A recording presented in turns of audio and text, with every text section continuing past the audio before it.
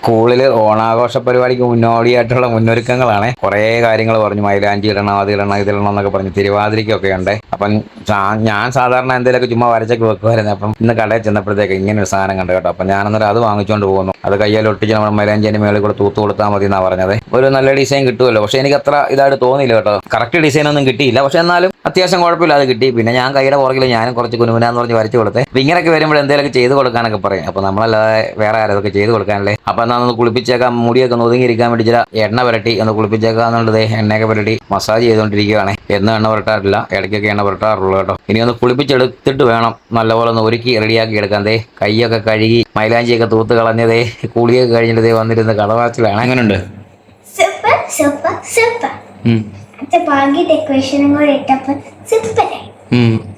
ഇനി ഇതില്ലേ, നമുക്കിനി അടുത്ത ഓണത്തിന് ഞാൻ സ്കൂളിൽ തിരുവാതിരക്ക് കയറുമ്പോ അതിടാം. കുളിയൊക്കെ കഴിഞ്ഞോ?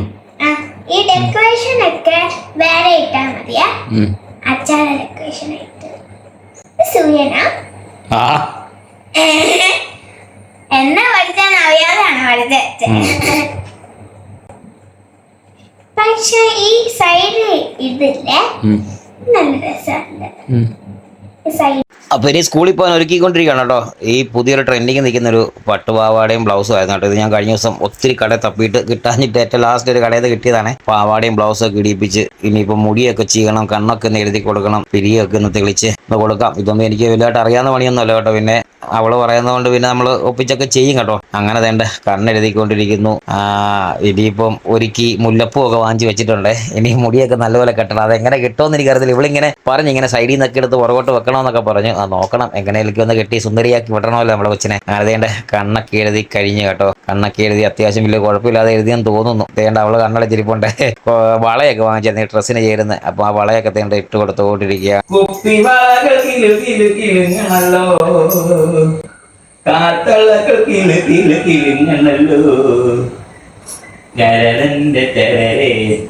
മാലയുണ്ടായിരുന്നുണ്ട്. ദേ മാലയൊക്കെ ഇടിപ്പിച്ചോണ്ടിരിക്കും. മാലയുടെ കൂടെ ഒരു ജോഡി കമ്മലും ഉണ്ടായിരുന്നേ. ശിവക്ക് ഇവിടെ അതേ കിടക്കുന്ന കമ്മൽ ഊരാൻ ഭയങ്കര പേടിയാണ്. അതുകൊണ്ട് പിന്നെ കമ്മൽ ഊരിപ്പിച്ചില്ല. മാലയൊക്കെ ഇതേ ഇട്ട് പിന്നെ ഇതേണ്ട മുടി ഒന്ന് സെറ്റ് ചെയ്യുവാണേ. കുറെ സമയം എടുത്ത് കേട്ടോ. ഇതൊന്ന് ഒപ്പിച്ച് റെഡിയാക്കി എടുക്കാൻ കുറെ സമയം വേണമായിരുന്നേ. ഞാൻ പിന്നെ ഫ്രണ്ടിൽ നിന്ന് എടുക്കുന്നു, പുറകിൽ നിന്ന് എടുക്കുന്നു, അവിടെ നിന്ന് എടുക്കുന്നു, ക്ലിപ്പ് കുത്തി വെക്കുന്നു, എന്നിട്ടൊന്നും ശരിയാകുന്നില്ല. എനിക്കിത് ഈ ഒരു സ്റ്റൈൽ ഭയങ്കര ഇഷ്ടമാണ്. നമ്മളെ പണ്ട് ഇങ്ങനെ അമ്പലത്തിലൊക്കെ നമ്മളെ പെൺപിള്ളേരിങ്ങനെ പോകുമ്പോൾ പുറകോട്ട് ഇങ്ങനെ മുടി രണ്ട് സൈഡിൽ നിന്ന് എടുത്ത് കെട്ടി ഒരു തുളസിക്കതിരൊക്കെ വെച്ച് പോകുന്ന ഒരു ഇതുണ്ടല്ലോ. ആ ഒരു സ്റ്റൈൽ എനിക്ക് ഇഷ്ടമായിരുന്നു. അപ്പോൾ ആ ഒരു സ്റ്റൈലാണ് ഞാൻ ഉദ്ദേശിച്ചത്.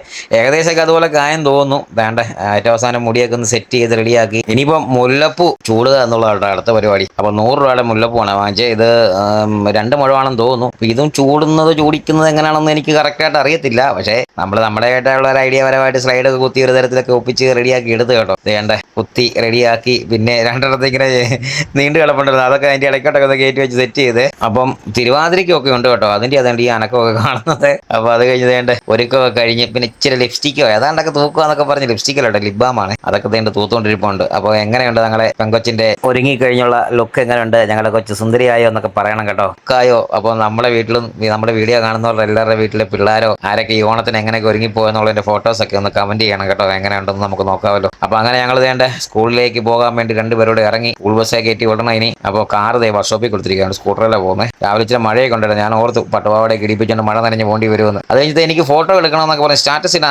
ഇടാൻ ഫോട്ടോ എടുക്കണമെന്ന് പറഞ്ഞ് രണ്ട് ഫോട്ടോയ്ക്ക് പോസ് ചെയ്തുകൊണ്ടിരിക്കുകയാണ്. പോകുന്നതിന് മുമ്പേ സ്കൂൾ ബസ് വരാൻ സമയമായി. ഞാൻ പറഞ്ഞ് പെട്ടെന്ന് കയറാൻ പറഞ്ഞ് പിന്നെ ഏറ്റവും അവസാനത്തേണ്ട് സ്കൂട്ടറെ പിടിച്ച് കയറ്റി പോവാം ഞങ്ങൾ 2 പേരോട്. ഇനിയിപ്പോൾ താഴെ പോയി നിൽക്കണം കേട്ടോ. വരാറായെന്ന് പറഞ്ഞാലും ഇച്ചിരി സമയം എടുക്കും അവർ വരാൻ വേണ്ടേ. പിള്ളേരൊക്കെ എല്ലാവരും ഓണമൊക്കെ അല്ലേ ഒരുങ്ങി കയറിയൊക്കെ വരണ്ടേ. അപ്പോൾ ഇന്ന് സ്വാഭാവികമായിട്ട് സ്കൂൾ ബസ് ചില താമസിച്ചൊക്കെ വരത്തുള്ളൂ. അപ്പോൾ അതേണ്ട ഞങ്ങൾ 2 പേരും നേരെ വേണ്ട സ്കൂൾ ബസ് വരുന്ന നമ്മുടെ 12 ജംഗ്ഷനിൽ വന്നത് കൊണ്ട് ഇങ്ങനെ സ്കൂൾ ബസ് വെയിറ്റ് ചെയ്ത് നിൽക്കുക. അങ്ങനെ സ്കൂൾ ബസ് കയറ്റി വിട്ടതേ വൈകുന്നേരം ഇപ്പം വീണ്ടും കൊച്ചിനെ തിരിച്ച് വിളിക്കാൻ വേണ്ടി വന്ന് നിൽക്കുകയാണ്. അപ്പോൾ ഓണാഘോഷം കഴിഞ്ഞിട്ട് ഏത് കോളത്തിലാണ് വരുന്നത് അറിയത്തില്ല. അതേണ്ട സ്കൂൾ ബസ്സേ വന്ന് തിരിച്ചിറങ്ങിക്കൊണ്ടിരിക്കുകയാണ്.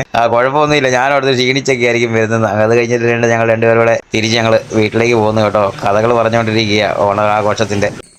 അങ്ങനെ ഓണപ്പരിപാടി കഴിഞ്ഞ് തിരിച്ചു വന്നു. എങ്ങനെ ഉണ്ടായിരുന്നു? പായസ കുടിച്ചോ? ചോറിന് എന്നൊക്കെ കൂടി കഴിച്ചേ? അവിയല്, മധുരക്കറിയോ? പിന്നെന്തായിരുന്നു? തോരനോ? പപ്പടം, തോരൻ, ക്യാബേജ് തോരൻ, പിന്നെ പച്ചടി കിച്ചടി അതൊന്നും കൊത്തി പരിപ്പ് പരിപ്പ് സാമ്പാർ ഇല്ല പിന്നെ പപ്പടം അതൊന്നും കിട്ടി ഒരു പൈസ ഉള്ളായിരുന്നോ? രണ്ടെണ്ണം ഉണ്ടായിരുന്നു. അതെന്നാ പൈസ ആയിരുന്നു? അടപ്രഥമനുണ്ടോ? അല്ല 2 പ്രാവശ്യം മേടിക്കാന്ന്. ഞാൻ വാങ്ങിച്ചോ? വയറ് നിറഞ്ഞു. ഇനി ഇന്നൊന്നും കഴിയാൻ വേണ്ടല്ലോ 4 മണിക്ക്. എനിക്ക് വേണം. കേറ് കേറ്. അങ്ങനെ കൊച്ചിൻ്റെ ഈ വർഷത്തെ സ്കൂളിലെ ഓണാഘോഷവും കാര്യങ്ങളൊക്കെ കഴിഞ്ഞ് ദേ തിരിച്ചു വന്നു. അപ്പോൾ ഇത് കുറച്ച് ഫോട്ടോസാണ് കേട്ടോ ഞങ്ങൾ ഒരുങ്ങി കഴിഞ്ഞെടുത്തത്. അപ്പോൾ നിങ്ങളും നിങ്ങളുടെ മക്കളുടെ ഫോട്ടോയൊക്കെ ഒന്ന് കമൻറ്റ് ചെയ്യണേ.